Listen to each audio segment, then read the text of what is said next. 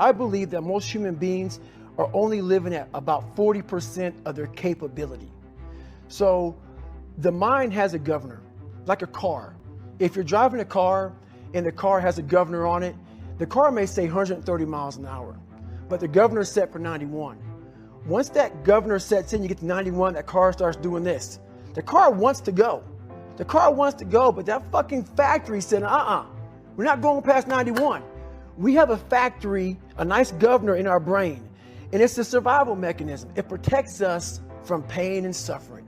The second we feel that shit, our mind says, oh no, this isn't fun. We should back off. We should sit down, find something more comfortable. And there's something about the mind. The mind has the tactical advantage over you at all times. At all times of your life, the mind has a tactical advantage over you. Why is that? It knows what you're afraid of. It knows your insecurities. It knows your deep, dark lies. And it starts to push you away from that shit. It pushes you in a direction that is comfortable. The mind controls everything. So what I realized was that when I was growing up and I was 300 pounds and I got all fat and I got all insecure, I realized that my mind kept taking me in this direction. When things got uncomfortable for me, when I was facing my insecurities, when I was facing my fears, my mind said, oh no, we have a tactical advantage. We need to get you, separate you from this feeling over here. Life's all about feelings. We want the happy feeling. We don't want that feeling of this sucks. Why am I here? And you don't have any, so you can't answer those questions, so you leave. I started realizing that if in that moment you can answer those fucked up questions and you are now in charge of your brain versus your brain ruling you, that's where all that stuff comes from. So the 40% rule is all of that. You get to 40%, your brain says, we're done. Let's roll, man. This is starting to get painful. This is uncomfortable. So you sit down.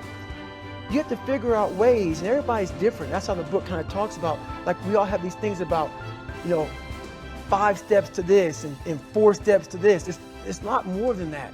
That's all bullshit. It's a practice that you have to, it's a habit. So if you know that at 40%, I'm feeling pain. At 40%, I'm feeling pain. That's where the 40% rule kicks in. Now it starts. Okay, I'm feeling pain. My mind's saying all this shit to me. It's saying, get out of here, run, flee. The fight or flight kicks in.